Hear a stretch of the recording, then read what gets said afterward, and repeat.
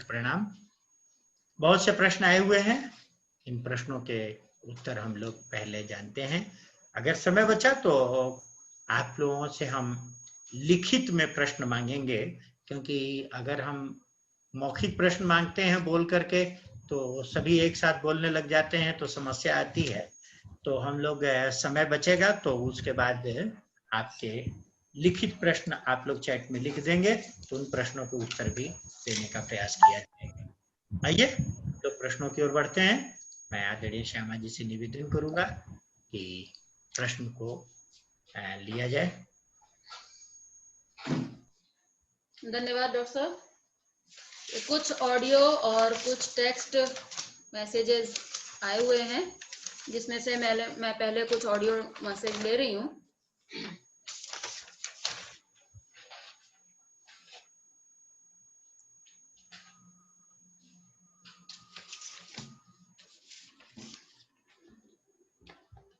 आदरणीय डॉक्टर साहब, क्या आवाज आ रही?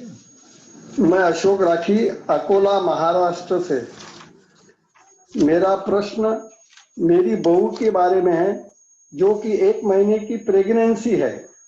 इस प्रेगनेंसी में उपवास में कौन सी सावधानियां रखें, सो बताने का कष्ट करें।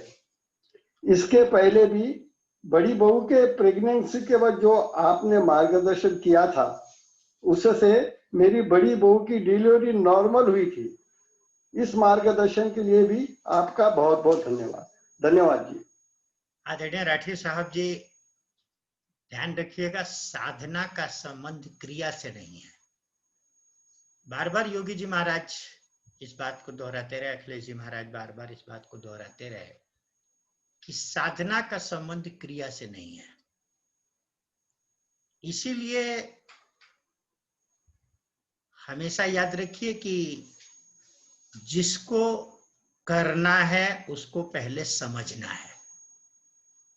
भगवान ने सर ऊपर दिया है, हाथ नीचे दिया है।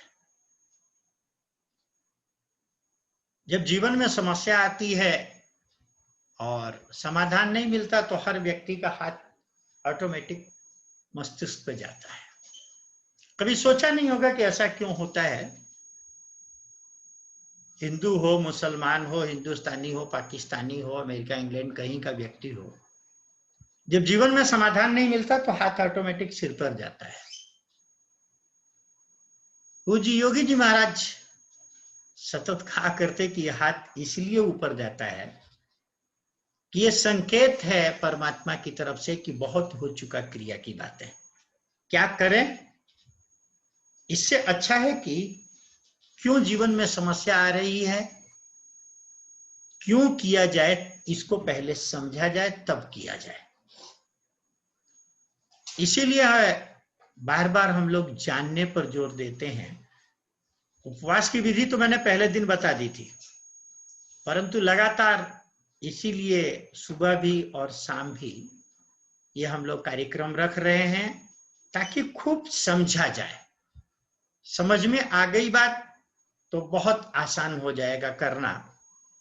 तो मैं चाहूंगा कि बहुत बढ़िया रहे कि छोटी बहू रानी भी साधना से जुड़े, वो भी कुछ एपिसोड्स देखें ताकि उनके अंदर से जिज्ञासा हो। अगर जबरदस्ती उनको थोपा गया, डॉक्टर कहते हैं दवाइयाँ खाइए, ये कैप्सूल खाइए, ये सिरप पीजिए, ये रिच खाना खाइए।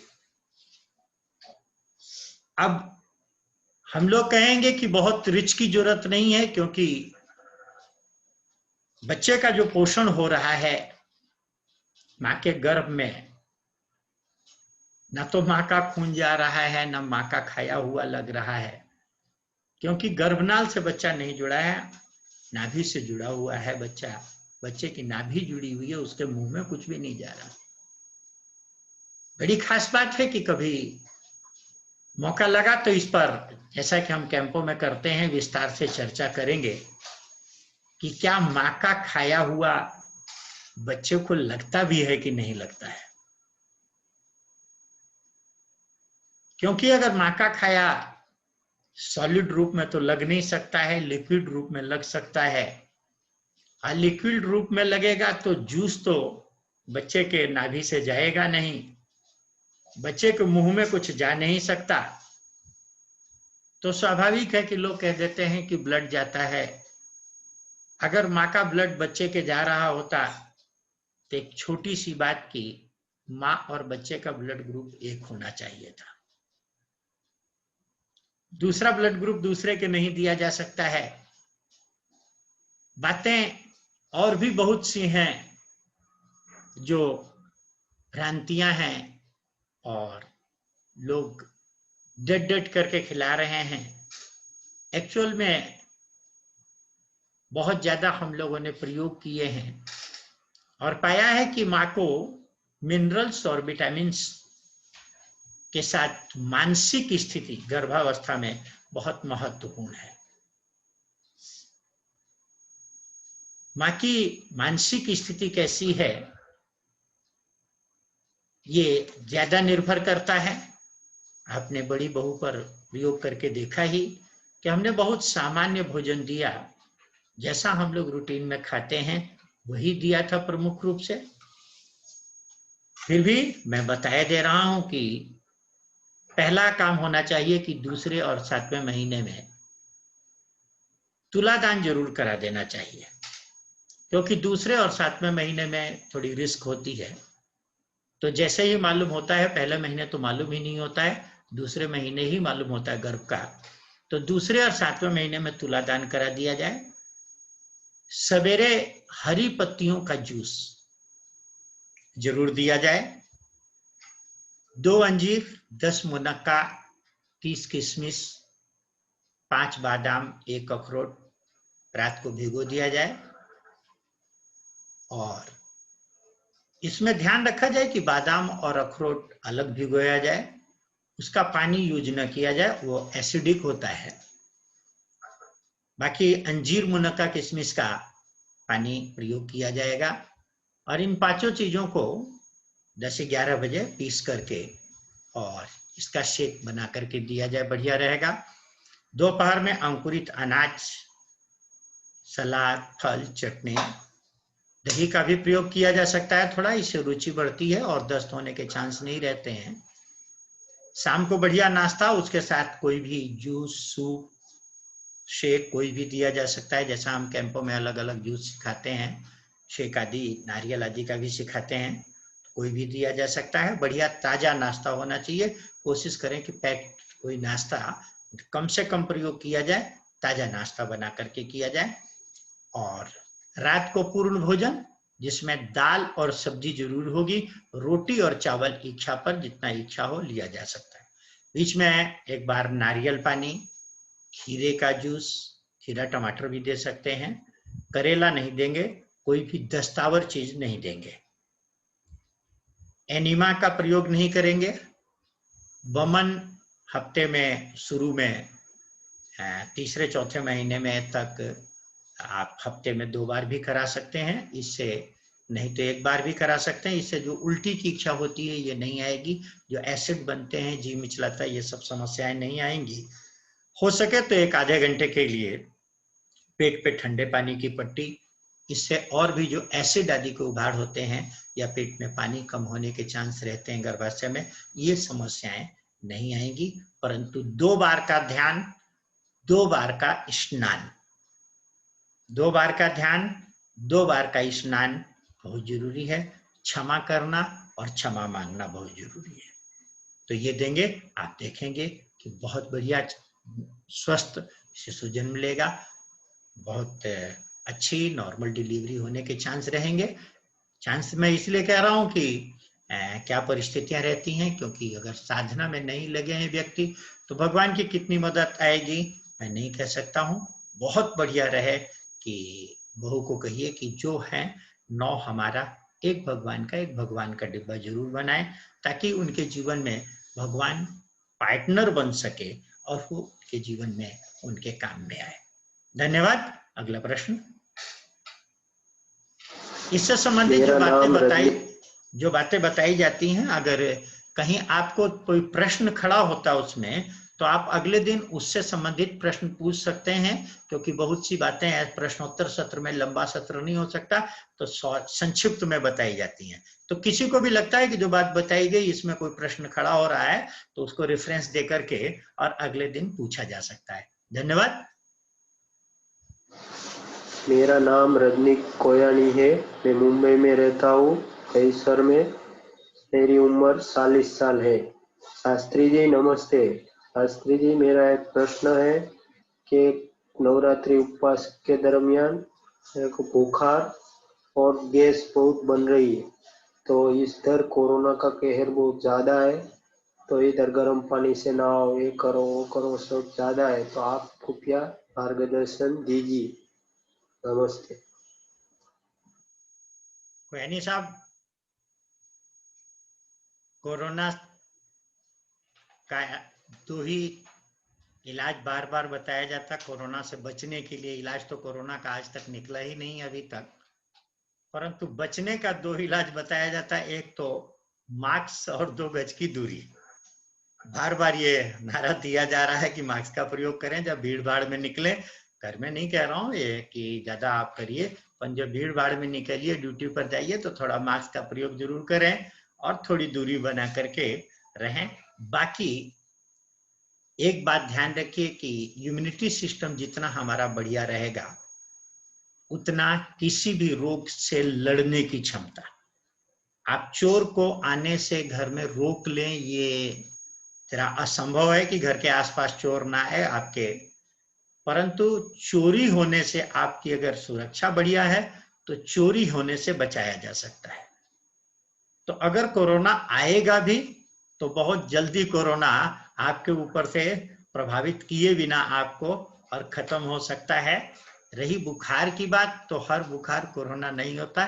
कोरोना के कुछ लक्षण जैसा कि बार बार बताया जा रहा है टीवी में, या सभी जानते हैं कि मुंह का स्वाद खराब होना, टेस्ट नहीं आना, खुशबू बदबू का नहीं आना, बहुत से लक्षण हैं, सांस का फूलना आदि बहुत से लक्षण हैं।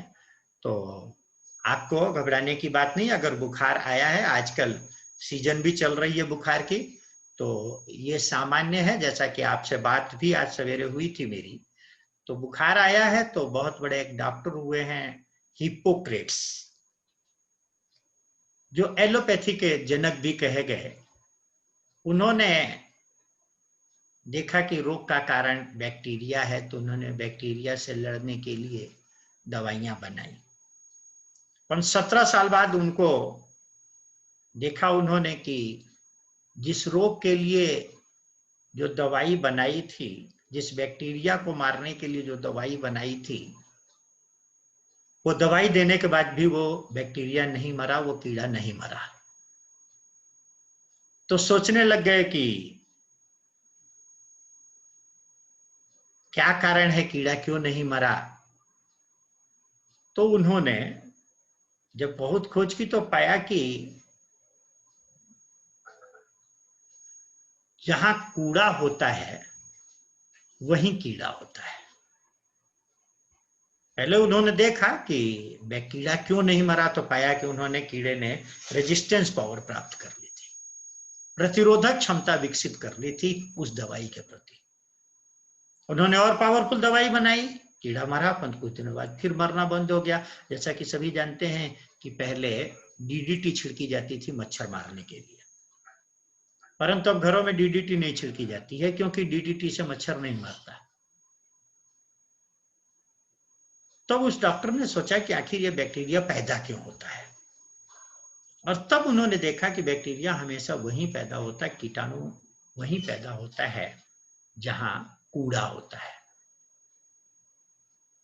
तो उन्होंने सोचा कि कूड़े में ही कीड़ा क्यों पैदा होता है। तब उन्होंने पाया कि ये कीड़ा जो है ये प्रकृति का सफाई कर्मचारी है। जब प्रकृति देखती है कि कूड़ा बहुत हो गया है, खत्म नहीं हो पा रहा, तो इसको कैसे खत्म किया जाए, तो कीड़े का सृजन करती है। कीड़ा उस कूड़े को खा जाता है और स्वयं भी प्रकृति में विलीन हो जाता है। वो कहाँ से आता है, कहाँ चला जाता है, ये नहीं मालूम पड़ता है। हाँ, कूड़ा भी खत्म हो गया और कीड़ा भी खत्म हो गया, वो गंदगी नहीं फैलाता है। तब वो डॉक्टर जोर शोर से चिल्लाया कि मैंने जो दवाई बनाई है ये मैंने गलत किया है। You give me fever I cure all disease. वो कहता है कि बुखार आना ये कोई खराब बात नहीं है। अगर आप में से कोई अस्थमा का रोगी है, अगर कोई ज्वाइंट्स पेन का रोगी है, जोड़ों में दर्द है, कोई आर्टरी ब्लॉकेज का रोगी है, या कोई चर्म रोग, खासकर सोराइसिस आदि जो असाध्य चर्म रोग है, तो याद रखिएगा बुखार आपके लिए वरदान हो सकता है, परंतु थोड़ी सावधानी बुखार में चाहिए। और वो ये है, जैसा कि मैंने आप लोगों से परसों भी कहा था कि अक्षि कुक्षि भवाद रोगाद प्रतिश्याय व्रणज्वरा। अक्षि माने आंख के, कुक्षि माने पेट के, प्रतिश्याय जुकाम खांसी, व्रण फोड़ा फुंसी या ज्वरा माने बुखार किसी भी तरह का हो। पंचैते पंचरात्राणी प्रशमम यान्ति लंघनात्। अगर 5 रात के लिए अनाज को बंद कर दिया जाए,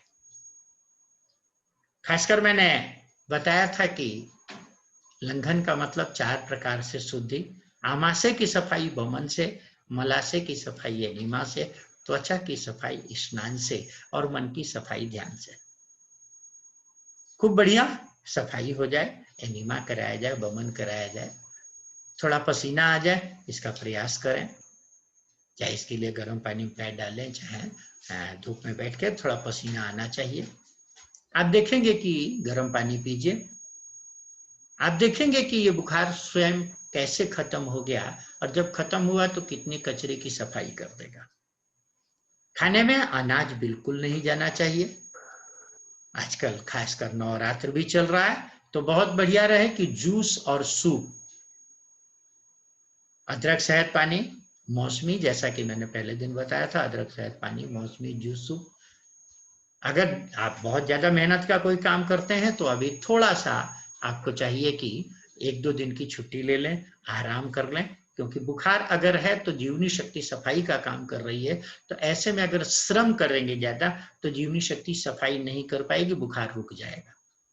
तो थोड़ा सा 1-2 दिन रेस्ट कर लें, बिल्कुल खत्म हो जाएगा।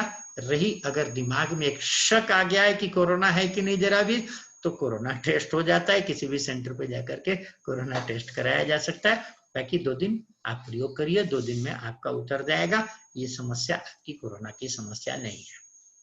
धन्यवाद। धन्यवाद डॉक्टर साहब। एक नया सवाल लेते हैं। प्रणाम। कमलेश मित्तल, दिल्ली, आयु 63 वर्ष। मेरा पहला प्रश्न है कि क्या नवरात्र उपवास में भीगे हुए बादाम अखरोट खा सकते हैं? और मेरा दूसरा प्रश्न है कि सुबह सुबह मुझको योगा करते हुए और प्राणायाम करते हुए डकारें बहुत आती हैं, उसके लिए क्या करें? धन्यवाद।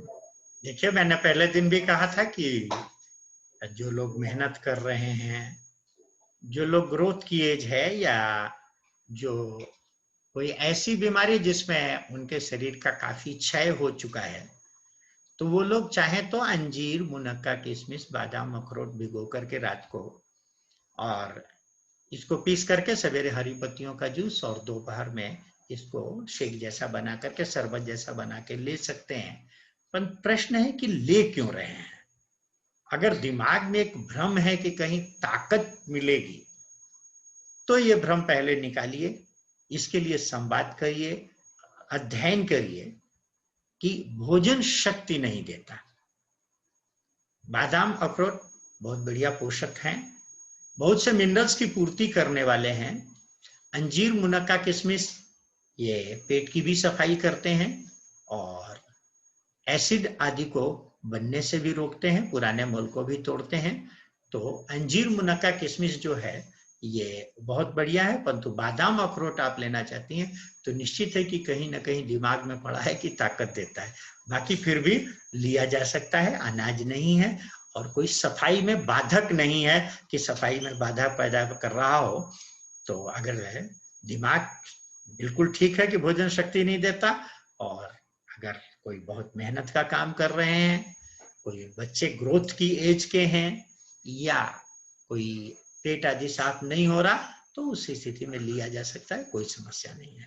रही दूसरा प्रश्न की जहां तक बात है कि डकारें बहुत आती हैं, तो इसका मतलब है कि अभी पेट पूरी तरह से साफ नहीं हो पा रहा, क्योंकि याद रखिए जहां गोबर वहां गैस, अगर गोबर नहीं होगा तो गैस नहीं होगी, चाहे वो मलाशय में सड़ रहा है चाहे वो आमाशय में सड़ रहा है। बहुत बढ़िया रहे कि ये नवरात्र का जो जूस पर उपवास है ये बहुत बढ़िया चीज है, और उपवास इसमें बहुत फायदेमंद सिद्ध होता है। सवेरे 2 बार अदरक शहद पानी, 2 बार मौसमी लेकर के उपवास कीजिए।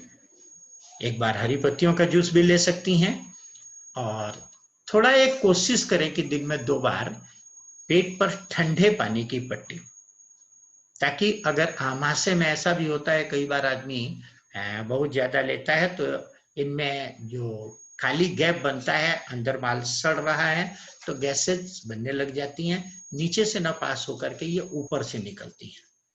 तो जब ठंडे पानी की पट्टी रखेंगे तो आमाशय का जो फैलाव है ये आकार कम होगा, और ठंडे पानी की पट्टी आंतों की शक्ति को बढ़ाएगी, जिससे पेट साफ होने में आपको आसानी रहेगी। बाकी उपवास आंतों की शक्ति को इसलिए बढ़ाता है कि जब हम नहीं देंगे तो निश्चित है कि आंतें पहले सफाई करेंगी और फिर उनको रेस्ट मिलेगा। तो बहुत बढ़िया उपवास इसके लिए बहुत बढ़िया साधन है। बीच में भी आपको हफ्ते में 1 दिन का अन्न रहित उपवास करना चाहिए। आप नवरात्रों के बाद एक बार जरूर संपर्क करिएगा, तो आपका क्या डाइट प्लान है वो समझ करके और आपका क्या कार्य है वो समझ करके तदनुसार आपको आगे भी गाइड किया जाएगा।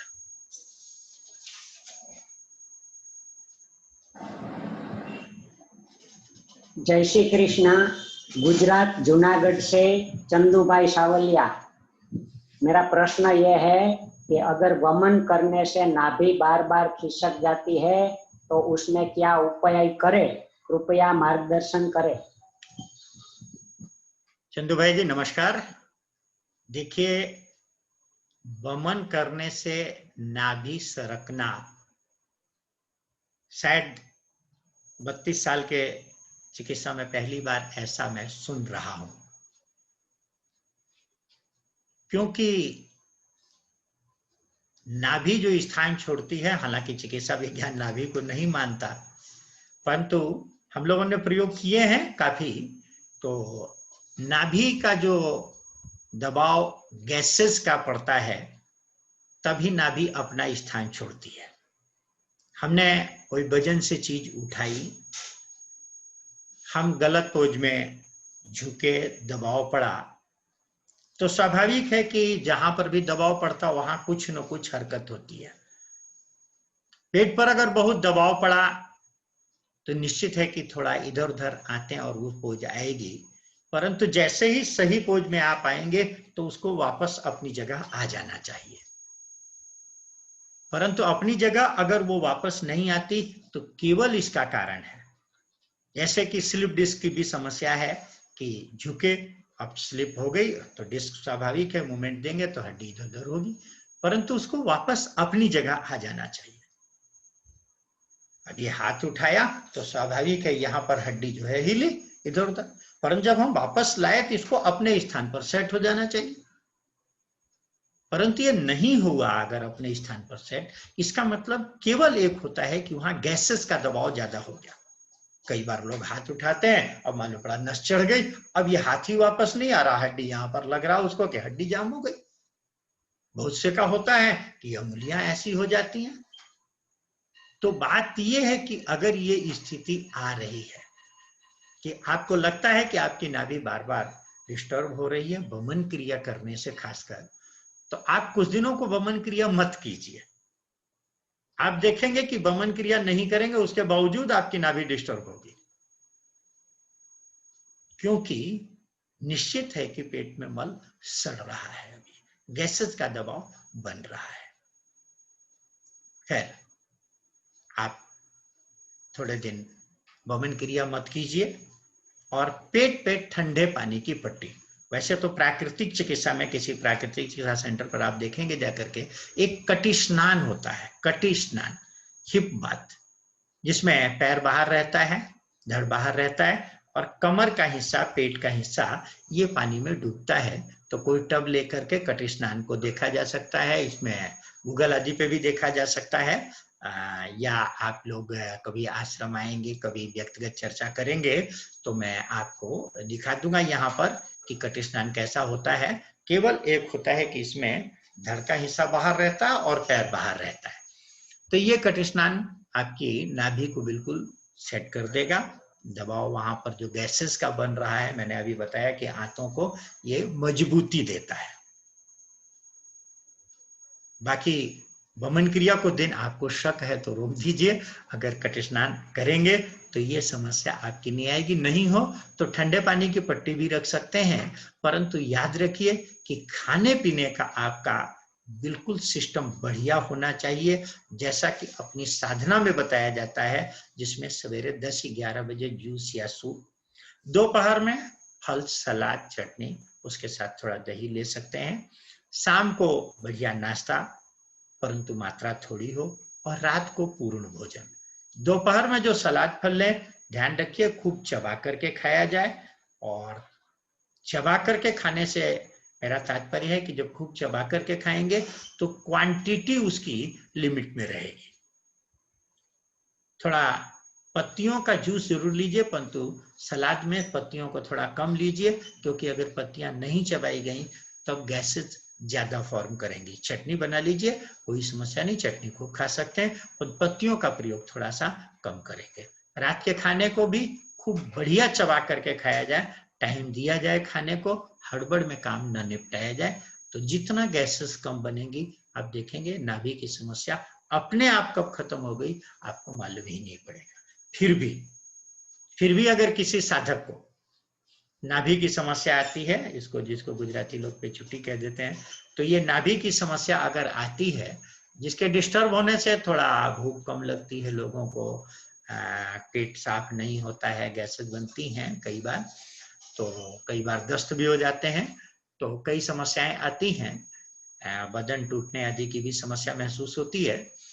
तो अगर बाय द वे किसी को यह समस्या आई है तो गर्म पानी का एनिमा ले लें, और एनिमा लेने के बाद उत्थान पादासन, पवन मुक्तासन, शलभासन और धनुरासन। फिर से एक बार, उत्थान पाद, पवन मुक्त, शलभ और धनुष, ये 4 आसन किसी भी किताब में आपको योग की मिल जाएंगे आप लोग, या हम शिविर में भी सिखाते हैं लोगों को। ये कमर के लिए भी बहुत बढ़िया रहता है और पेट के लिए भी बहुत बढ़िया रहता है। बहनों में मासिक चक्र आदि के लिए भी ये बहुत बढ़िया आसन है, तो ये कर देंगे आप तो तुरंत आप देखेंगे कि नाभि एकदम ठीक हो जाएगी आपकी। धन्यवाद। नमस्ते शास्त्री जी, मैं पुणे से रुशाली पाटिल बात कर रही हूँ। मेरी उम्र 45 साल है। मेरा प्रश्न था कि अभी नवरात्र के उपवास शुरू है, तो हवा पर 1 दिन का उपवास कर सकते हैं क्या? अगर आपने 2 दिन या 3 दिन नींबू शहद पानी या मौसमी पर किया है तो आप बिल्कुल कर सकती हैं, कोई समस्या नहीं है। कोई भी व्यक्ति अगर स्वस्थ है, किसी तरह की बीमारी, खासकर अगर आप हार्ट की बीमारी या डायबिटीज की बीमारी से ग्रसित नहीं है, क्योंकि इसमें दवाइयां चल रही होती हैं, खासकर डायबिटीज में कब फ्लक्चुएट हो जाएगी ये नहीं कहा जा सकता, या कब लो चली जाएगी ये नहीं कहा जा सकता है। हवा पर आप करेंगे तो थोड़ा सा डायबिटीज और बीपी वालों के लिए या हार्ट वालों के लिए थोड़ा रिस्क रहता है। बाकी अगर ये समस्या नहीं है तो आप बिल्कुल बेहिचक करिए, आप कर सकती हैं 1 दिन का, कोई समस्या नहीं है।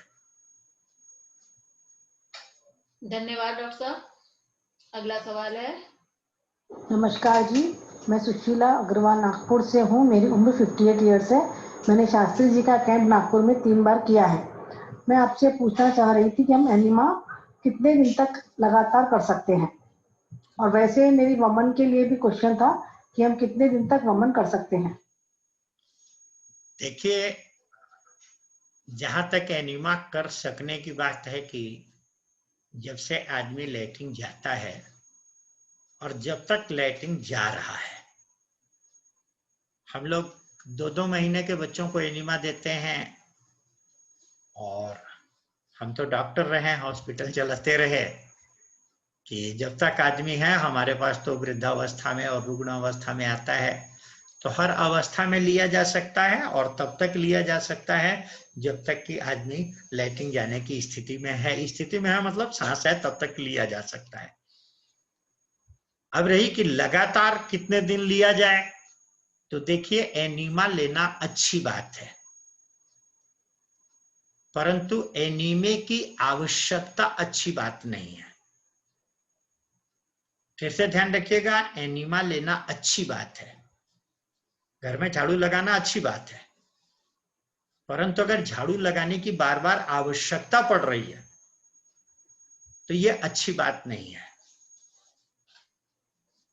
दोनों समय अपने आप पेट साफ होना चाहिए। जय बार खाई तय बार जाई, दोनों समय अपने आप पेट साफ होना चाहिए। परंतु अगर दोनों समय अपने आप पेट साफ नहीं हो रहा है तो हमें देखना पड़ेगा कि पहली बात हमारे खाने पीने में कहाँ गलती हो रही है। क्या पेट को 12 से 14 घंटे का विश्राम मिल पा रहा है कि नहीं मिल पा रहा। अगर 12 से 14 घंटे पेट को विश्राम नहीं मिला तो धीरे धीरे आंतें अपनी शक्ति को खत्म कर देंगी, नहीं पचा पाएंगे आपके भोजन को। नंबर 2, खाने में रफेज की मात्रा कितनी है, उसमें भी अनकुक्ड कच्चा कितना जा रहा है। अगर कभी शादी ब्याह है तो ठीक है, आपको 2 टाइम खाना पड़ा, वो बात दूसरी है, परंतु नहीं तो दिन में कच्चा और रात को पक्का जाना चाहिए। पक्के में भी सब्जी ज्यादा, अनाज कम होना चाहिए। 80% सब्जियां कम से कम होनी चाहिए। तीसरी बात है कि आप अगर संग्रह करने की प्रवृत्ति, खासकर पुरानी चीजों को बहुत रोक रहे हैं अगर, तो याद रखिएगा चाहे जितना कच्चा खा लीजिए, चाहे जितना रफेज ले लीजिए, पेट साफ नहीं होगा। पुराना बेकार नहीं निकलेगा, कफ भी नहीं निकलेगा, कोलेस्ट्रॉल भी नहीं निकलेगा, ये सब जकड़ जाते हैं। हमारी जो प्रवृत्ति पड़ जाती है पुरानी चीजों को रोकने की खासकर, तो शरीर भी पुराने मलों को रोक लेता है। यूरिक एसिड आदि रोक लिए जाते हैं, चाहे जितना हम खाने पीने में सुधार कर लें। शुरू में तो फायदा दिखाई देगा, पर बाद में लंबे समय तक नहीं दिखाई देगा। इसीलिए कंजूस व्यक्ति का पेट साफ नहीं होता, याद रखिएगा। कंजूस का मतलब ये नहीं कि जो अपनी चीजें नहीं देता, कंजूस का मतलब जो पुरानी चीजों को रोके हुए है। आप 3 साल से कोई कपड़ा यूज नहीं कर रहे हैं, फिर भी घर में पड़ा हुआ है, 3-3, 4-4 साल हो गया सामान यूज नहीं कर रहे, जूता चप्पल बहुत सामान है घर में, ढूंढिए, घर में पड़ा हुआ है। तो ये आपका सुख नहीं है, दूसरे का सुख रोक लिया है। तो दूसरे का सुख रोक करके हम सुखी हो जाएं, ये संभव नहीं है। इसलिए पुरानी चीजों का, और 10 इंद्रियों से सुख भोग रहे हैं, इसीलिए 10 का 1 भगवान का ईमानदारी से डब्बा बनना चाहिए। नहीं तो 10 इंद्रियां सही काम नहीं कर पाएंगी। आपको सवेरे बताया गया था कि इंद्रिय द्वार झरोखा नाना, इंद्रियां पर हर देवता इंद्रियों पर बैठा हुआ है, जो इंद्रियों की रक्षा कर रहा है। अगर हमने इन देवताओं का हिस्सा अपने कमाई में नहीं निकाला तो ये देवता सही रक्षा नहीं कर पाएंगे इंद्रियों की, इंद्रियां सही काम नहीं कर पाएंगी। इसीलिए इन बातों का ध्यान रखिए, तो आप देखेंगे कि एनीमिया की जरूरत आपको पड़ेगी नहीं, अपने आप पेट साफ होने लग जाए। परंतु फिर भी एनीमा लगातार 21 दिन तक दोनों समय ले लीजिए, कोई नुकसान नहीं है। 21 दिन बाद सवेरे का एनीमा बंद कर दीजिए, केवल शाम का एनीमा, वो भी ताजे पानी का एनीमा। गर्म पानी सफाई बढ़िया करता है, परंतु ताजा पानी टोन अप करता है आंतों को। तो जब भी अगर 2 टाइम एनिमा लेना पड़ रहा है या एनिमा जैसा भी जैसे नवरात्र चल रहा है, तो fasting without enema crime against body. अगर आप उपवास कर रहे हैं तो एनिमा कंपलसरी है, दोनों समय का एनिमा कंपलसरी है, खासकर अगर आप जूस फास्टिंग या वाटर फास्टिंग या एयर फास्टिंग कर रहे हैं। परंतु इस अवस्था में भी अगर गैसेस की समस्या नहीं आ रही, कोई तकलीफ नहीं आ रही, तो सुबह 1 टाइम गुनगुने पानी का एनिमा और 1 टाइम ताजे पानी का एनिमा लिया जाए। अगर गर्म पानी का ये एनिमा लेना पड़ रहा है अभी नवरात्रों में, कोई बात नहीं, परंतु इसके बाद शाम को ताजे पानी का एनिमा। सुबह गुनगुने पानी का एनिमा ले रहे हैं तो बाकी दिनों में ताजे पानी का एनिमा। 21 दिन बाद सुबह का एनिमा बंद कर दीजिए, शाम को एनिमा, वो भी मात्रा ध्यान रखिए कि 250-300 ग्राम से ज्यादा पानी एक बार में मत लीजिए, भले 2 बार लेना हो, क्योंकि बहुत ज्यादा पानी लेकर के हम सोचते हैं कि हमारा पेट ज्यादा साफ हो जाएगा। तो याद रखिएगा, हम आंतों की सफाई नहीं कर रहे हैं, हमें रेक्टम की सफाई करनी है, कोलन वाश नहीं करना है। कोलन में मिनरल्स का चूषण है, जो भोजन वहां आ रहा है उसमें जो मिनरल्स हैं उसके चूषण होगा उसमें। कोलन चार्ट कल मैंने आप लोगों को डॉक्टर वाकर का कोलन चार्ट दिखाया था और मैंने बताया था कि ये डॉक्टर NW वाकर ये कहता है कि ये जो आते हैं इसमें मिनरल्स का चूषण हो रहा है। कौन सा मिनरल कहाँ चूसा जा रहा है, ये इसने इसके फोटो बनाया, ये इसने यहाँ पर इनके नाम लिखे, ये लास्ट तक मिनरल्स का चूषण है। इसीलिए आप जबरदस्ती यहाँ पर कैथेटर लंबा घुसा करके आप समझते हैं कि ज्यादा आप आंत की सफाई कर लेंगे, तो ऐसा नहीं, ये मलाशय इसका नाम है, केवल इस हिस्से का नाम मलाशय है। जब भोजन यहाँ आता है तो ये भोजन निकल जाना चाहिए, तब ये मलाशय कहलाता है। तो एक बार में 250-300 ग्राम से ज्यादा पानी। हाँ, उपवास काल में चूंकि आप सुसुप्ति अवस्था में, इसका कारण है, इसमें प्रमुख रूप से एक बात आ गई, तो समझ लीजिए इस बात को एनिमा में, कि डॉक्टर वाकर ने भी बहुत लिखा है और भारत में खासकर एक डॉक्टर के लक्ष्मण शर्मा, जिन्होंने बहुत ज्यादा एनिमा पर प्रयोग किया। एक है डॉक्टर हीरा लाल जी, CCRYN, जो सेंट्रल रिसर्च काउंसिल ऑफ योग नेचुरोपैथी, इसके संस्थापक सदस्यों में से रहे, अखिल भारतीय प्राकृतिक परिषद के ये अध्यक्ष रहे। बहुत ज्यादा इन्होंने रिसर्च किया। जन स्वास्थ्य प्रकाशन मगरवाड़ा से इनकी किताब भी, सब रोगों की एक दवा एनिमा, करीब 100 पेजों की एक किताब इनकी निकली है। तो इन लोगों ने बहुत ज्यादा प्रयोग किया। तो डॉक्टर के लक्ष्मण शर्मा खासकर लिखते हैं कि आप बहुत ज्यादा जब डीप पानी का एनिमा, ज्यादा पानी का एनिमा लेते हैं, डीप एनिमा लेते हैं, तो याद रखिएगा, और आप खाना भी खा रहे हैं तो याद रखिएगा कि बहुत ज्यादा पानी का एनिमा आपके लिए फायदेमंद नहीं होगा, क्योंकि जब आप एनिमा ज्यादा पानी का लेंगे, वो पानी ऊपर जाएगा, तो आपकी आंतों में 2 तरह के बैक्टीरिया हैं। एक बैक्टीरिया जो सभी जानते हैं कि खतरनाक है हमारे शरीर के लिए, परंतु उसमें कुछ ऐसे भी बैक्टीरिया हैं जो आपके लिए बहुत फायदेमंद हैं, जो आपके मिनरल्स को तोड़ते हैं।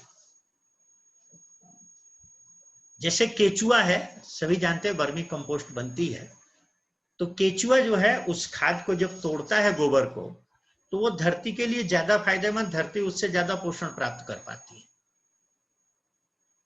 और केचुए की विशेषता कि ये कच्ची खाद में रहेगा, जब गोबर को तोड़ लेगा तो वो नीचे बढ़ता जाएगा, कच्ची खाद की तरफ, कच्चे गोबर की तरफ बढ़ता चला जाएगा।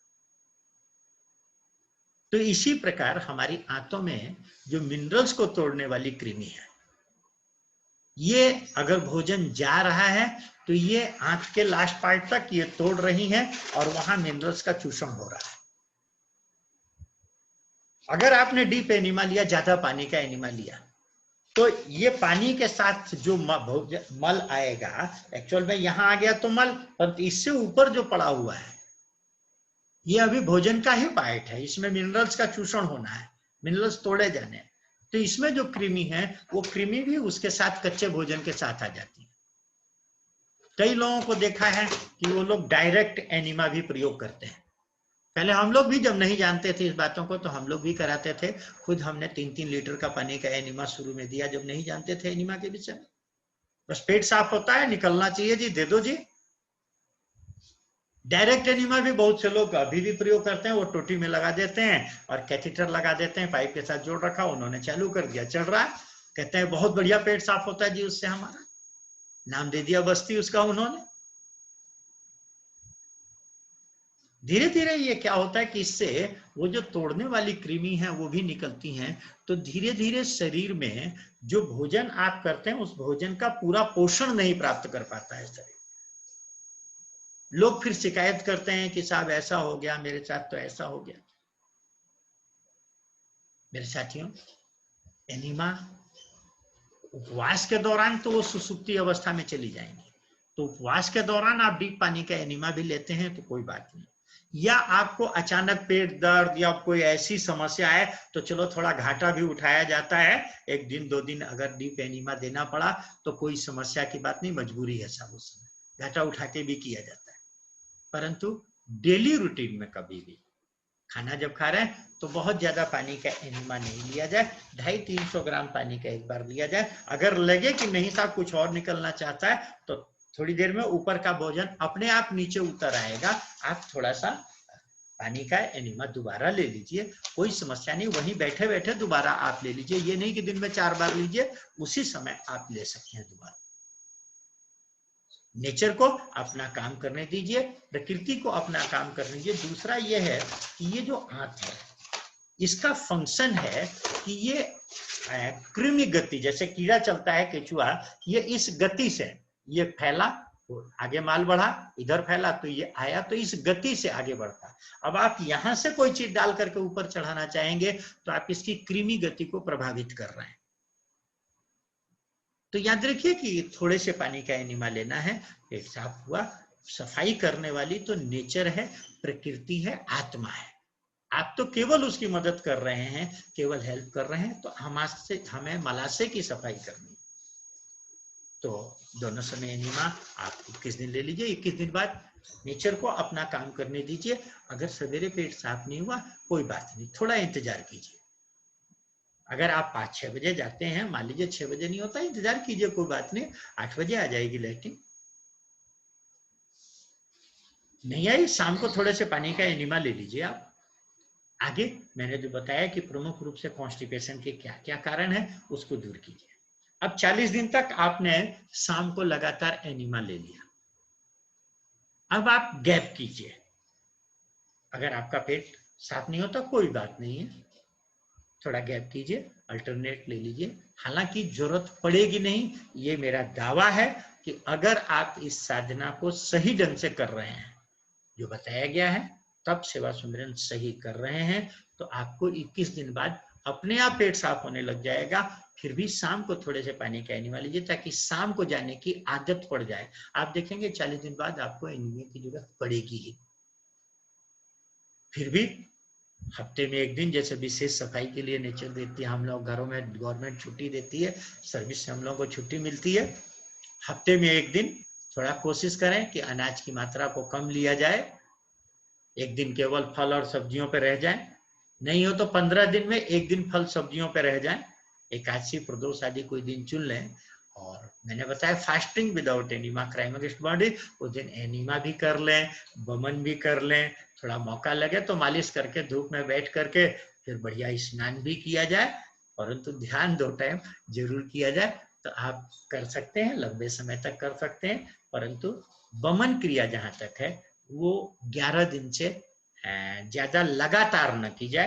पहले 11 दिन लगातार कर सकते हैं, खासकर थायराइड वाले हैं, अस्थमा वाले हैं या सर्दी जुकाम, तो इनको हम लोगों को थोड़ा कराना पड़ता है, तो 11 दिन तक लगातार कर सकते हैं। फिर हफ्ते में 1 दिन अगर आवश्यकता हो तो, आवश्यकता नहीं है तो वह भी नहीं, यह हठ योग की क्रिया है, वमन क्रिया, तो हफ्ते में 1 दिन आगे कर सकते हैं, कोई नुकसान नहीं है। परंतु आवश्यकता नहीं है तो जबरदस्ती न किया जाए, इस बात का ध्यान रखें। धन्यवाद।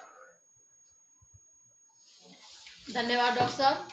आशा है एनीमा और वमन के बारे में सभी समस्याएं आपकी सॉल्व हो गई होंगी और इसका पता तभी चलेगा जब आगे बार बार ये प्रश्न नहीं आएगा, तब समझ में आएगा कि आप लोगों ने इस विषय को ठीक से समझ लिया है कि नहीं। धन्यवाद। आइए अगला प्रश्न लेते हैं। नमस्ते, मेरी बेटी उम्र 25 साल, अहमदाबाद से, जानवी। वो इस बार नवरात्रि कर रही है। 2 प्रश्न आ रहे हैं। एक, थोड़ी भूख बार बार लगती है तो हम क्या दे सकते हैं? और दूसरा, बीच में 10 दिन उन्होंने रसाहार किया था, तो एनीमा की वजह से या पता नहीं कोई भी चीज की वजह से फिशर की प्रॉब्लम हुई थी। अब तो एनीमा ट्यूब डाल नहीं सकती है, तो अब रसाहार में अभी इस नवरात्रि में अगर एनीमा 2 टाइम नहीं ले तो वो तो नहीं चलेगा। Enema is mandatory. तो अब मैं क्या करूँ, उसका सॉल्यूशन क्या? वो बहुत डर गई है, तो एनीमा ट्यूब अंदर नहीं डाल सकती है। पहले लेती थी, आसानी से एनीमा लेती थी, लेकिन ये फिशर की पेन बहुत ही होता है, तो फिशर की वजह से वो डर रही है। तो हम लोग क्या कर सकते हैं उस केस में? देखिए, जहां तक पहली बात है कि एनीमिया की वजह से फिशर हो गया, ये एक भ्रम है। फिशर पहली अवस्था नहीं है, पहली अवस्था पाइल्स की आती है, फिर फिशर धीरे धीरे डेवलप होता है। दूसरी बात, कभी भी एनीमिया से फिशर कैसे हो जाएगा? भाई कोई चीज अगर गई, भाई लैट्रिन आ रही है, इधर से आपका गया कैथीटर, तो कैथीटर अगर जबरदस्ती घुसाने की कोशिश करेंगे तब तो देखिए कहीं भी कोई चीज जबरदस्ती अगर की जाएगी तब तो नुकसान होने के चांस रहेंगे। परंतु अगर उसको स्मूथ, उसमें कुछ चिकना लगा करके और आप प्यार से लगा रहे हैं तो उससे फिशर होने के चांस बिल्कुल नहीं रहेंगे। फिर भी बहन को अगर फिशर हो गया है तो कोई डरने की बात नहीं है। नारियल तेल और कपूर, नारियल तेल में कपूर मिला के रखें और कैथीटर में खूब बढ़िया नारियल तेल कपूर लगा दें और उसको प्यार से एनस पर भी नारियल तेल कपूर लगा दें। और बहुत बढ़िया रहे कि गणेश क्रिया जैसा होता है कि उंगली में बहुत बढ़िया तेल, घी तेल ये लगा करके नारियल तेल कपूर वाला, और थोड़ा एनस की अगर मालिश कर दी जाए, खासकर एनस जो गुदा मार्ग है, इसकी थोड़ी हल्की मालिश कर दी जाए तो आप देखेंगे कि फिशर में भी ये बहुत तेजी से लाभ होगा इससे।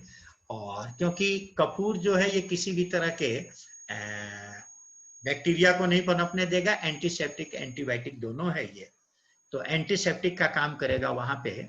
दूसरा ये है कि वहां तेल अच्छा लग जाने से वहां पर मल नहीं रुकेगा, नहीं तो अंदर मल भी रुकता है वहां, तो वो सड़ाता रहता है अंदर फिशर को, तो ये बढ़िया रहेगा। और फिर आप प्यार से कैथीटर लगाएंगे तो वहां कोई तकलीफ नहीं होने पाएगी। दूसरी बात जहां तक है कि उपवास करने की बात है, तो बेटी बिल्कुल उपवास कर सकती है। और करने के लिए सामान्य है कि एक बार करेला टमाटर खीरे का जूस ले लें, एक बार हरी पत्तियों का जूस लें, 2 बार शहद पानी 3 बार तक ले सकती हैं, और 2 बार वो मौसमी जरूर खाएं, बढ़िया रहेगा उनके लिए, कोई समस्या नहीं आएगी। मैं आशा करता हूं कि प्रयोग करें। फिर भी कोई बात लगे तो मुझे व्यक्तिगत रूप से फोन कर लें, आएगी कोई समस्या नहीं, ये बात पक्की है।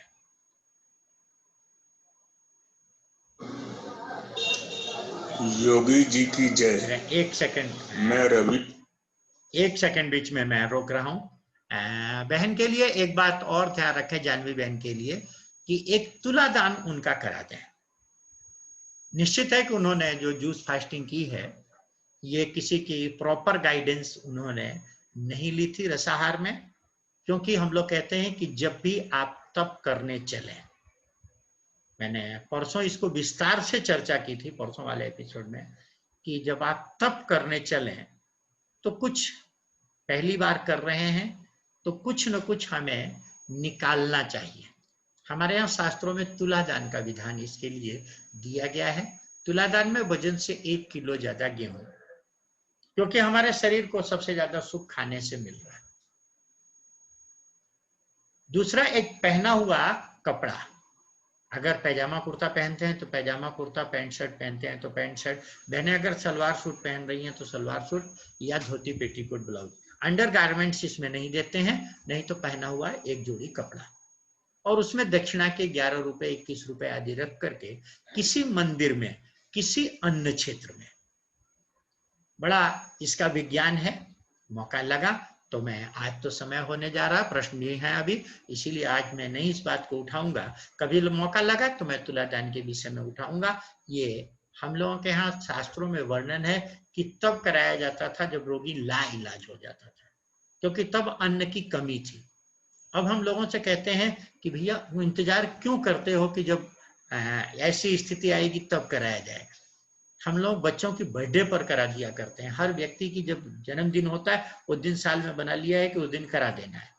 फिर कोई अगर शारीरिक फिर भी कोई गंभीर समस्या आ रही है तो हम लोग तुरंत कराते हैं। तो बहुत बढ़िया रहेगा कि बहन का कल एक तुलादान करा दें जानवी का, तो ज्यादा बढ़िया रहेगा बहन।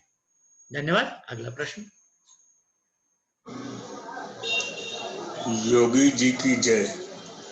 मैं रवि अरोड़ा, उम्र 64 साल, लखनऊ से आपसे प्रश्न पूछना चाहता था कि नवरात्र उपवास में 60 किलो वजन से कम वयस्कों को नींबू, शहद, पानी पर नवरात्र उपवास रखना चाहिए या साथ में कुछ और खाना चाहिए? धन्यवाद। बात यह है कि आश्रम में आइए तो 2-4 लोगों को छोड़ करके ज्यादातर लोग जो है 60 किलो से कम के वजन वाले हैं। और साधकों में ये काफी ज्यादा, बिल्कुल ये दिमाग से निकाल दीजिए रवि भाई कि भोजन का शक्ति से कोई संबंध है। अगर वजन कम होता है तो घबराने की बात नहीं है। नींबू शहद पानी पर रहेंगे, स्वाभाविक है कि पोषण नहीं जाएगा तो वजन कम होगा। परंतु हमें आपकी बात पर याद आता है कि डॉक्टरी में जब हम थे तो हमारे पास रोगी आते थे, बहुत से मोटे भी आते थे, बहुत से पतले भी आते थे, पतले मोटे होने आते थे, मोटे पतले होने आते थे। तो शुरू में हम दोनों को उपवास कराते थे। तो कई बार मोटा व्यक्ति कहता था कि डॉक्टर साहब मुझे तो तुम 7 दिन की जगह 14 दिन करा लो, बात समझ में आ रही, वजन कम हो जाएगा मेरा। परंतु उस दुबले को, मरे हुए को क्यों बेचारे को उपवास करा रहे हो? वो अगर उसमें से 2-4 किलो निकल गया तो बचेगा क्या? ऐसे ही दुबला कहता था कि डॉक्टर साहब उसको कराओ जितना उपवास कराना है, मुझे क्यों करा रहे हो, मैं तो वैसे ही दुबला पतला हूं। तब मैं एक छोटा सा उदाहरण दिया करता था। अभी मैंने कोलन चार्ट के विषय में भी आपको दिखाया मैंने, और बताया कि ये कोलन की विशेषता है कि ये कोलन मिनरल्स का शोषण करती है। परंतु इस डॉक्टर ने कहा कि आज ज्यादातर लोगों की कोलन ऐसी हो गई है। परिणाम यह है कि जो आप खाते हैं उसका चूषण इसमें नहीं हो पाता है, मिनरल्स का। तो परिणाम स्वरूप बॉडी में डिफिशियंसी ऑफ फूड आता है।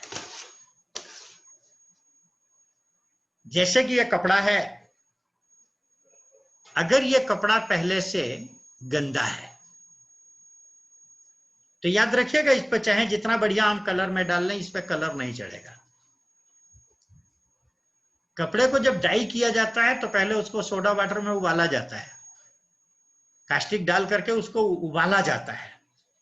कई बार तो मैंने देखा है कि पानी में जरा सा 2-4 बूंदे तेजाब की भी डाल देते हैं डाई करने वाले, ताकि उस कपड़े की गंदगी हटे, उसमें से जो चिकनाहट आती है वो हटे।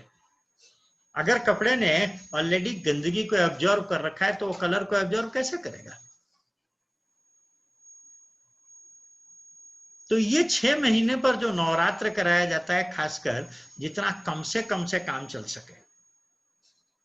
हालांकि मैंने मौसमी साथ में कहा, मौसमी इसलिए नहीं कहा है कि ये कोई पोषण दे देगी, इसीलिए कहा कि ये विटामिन सी है। आजकल जो कोरोना का भी जोर चल रहा है, ये इम्यूनिटी लेवल को बढ़ाने वाली है।